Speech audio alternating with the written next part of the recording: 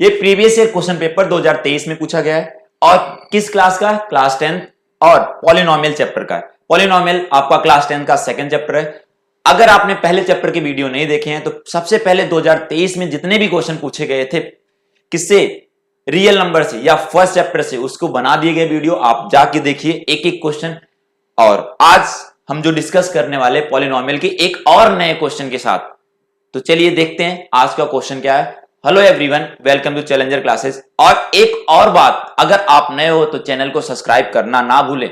चलिए आते हैं क्वेश्चन की तरफ।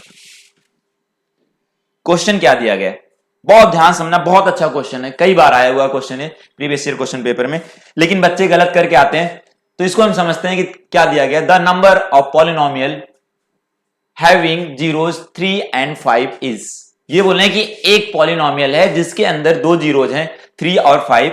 तो बताओ उससे कितने नंबर ऑफ पॉलिनोमियल बनाए जा सकते हैं। मतलब दो जीरोज दिए गए हमें, एक पॉलिनोमियल, ये बोल रहे हैं नंबर ऑफ पॉलिनोमियल, कितने नंबर ऑफ पॉलिनोमियल बन सकते हैं जिसके कितने जीरोज हैं, दो जीरोज, एक 3 और एक 5 है।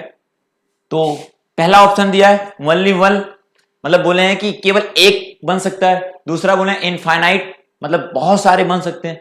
एग्जैक्टली टू, मतलब दो बन सकते हैं। At most two, at most two का मतलब ज्यादा से ज्यादा दो बन सकते हैं। चलिए क्वेश्चन को लेते हैं और सॉल्व करते हैं। बहुत ध्यान समझने की कोशिश करिएगा, ठीक है। क्वेश्चन में दिया गया है जो भी पॉलिनोमियल है, पॉलिनोमियल हमने दिया है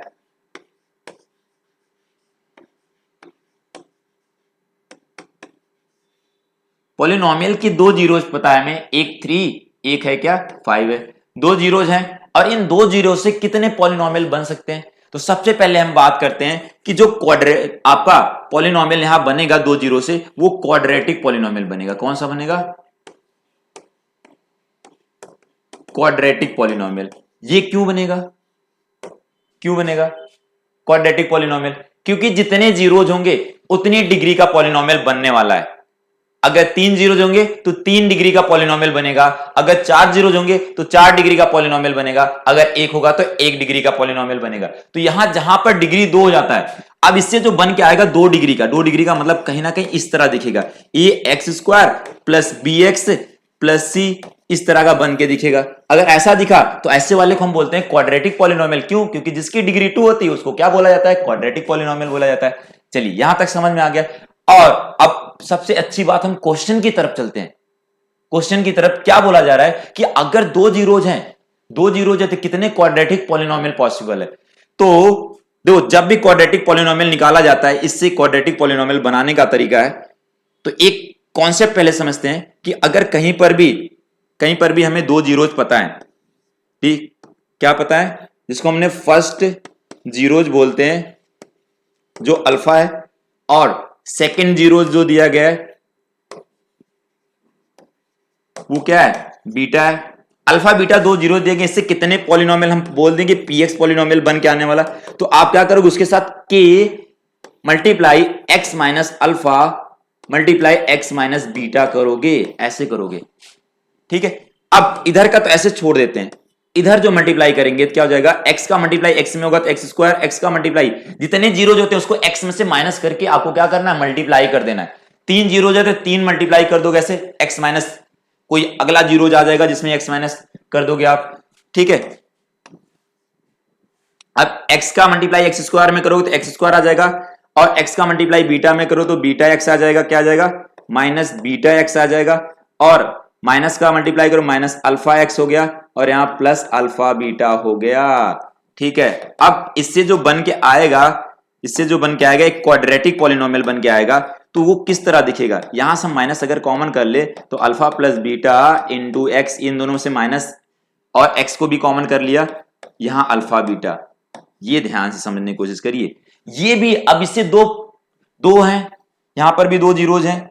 जीरोज क्या दिए गए हमें कि एक अल्फा की वैल्यू अगर देख लो कितना दिया गया है, अल्फा की वैल्यू आपका दिया गया है 3, और बीटा की वैल्यू कितना दिया हुआ है 5। तो इनसे क्या बन के आएगा, बस यहां अल्फा और बीटा की वैल्यू पुट कर दो आप। तो यहां से जो px पॉलिनोमियल बन के आने वाला है वो x² माइनस अल्फा की वैल्यू कितना दिया हुआ, अल्फा की वैल्यू कितना दिया हुआ, k इंटू है, k into x square minus alpha की वैल्यू 3, बीटा की value 5 into x plus alpha multiply beta, यही दिया गया है। तो यहां से जो पॉलिनोमियल बना x square minus 8x plus 15, ये पॉलिनोमियल बन के आ गया। तो आपके दिमाग में तो चल रहा होगा केवल एक पॉलिनोमियल बनेगा, तो इसका ऑप्शन हम कौन सा टिक लगा दें, कौन सा लगाएं, ओनली वन। बट ऐसा नहीं है। रीजन क्या है कि जैसे ये तो आपने समझा ही नहीं या आपने पूछा ही नहीं कि के है क्या सर। यहां पर ये के का मतलब है कांस्टेंट। क्या है, क्या है, कांस्टेंट है।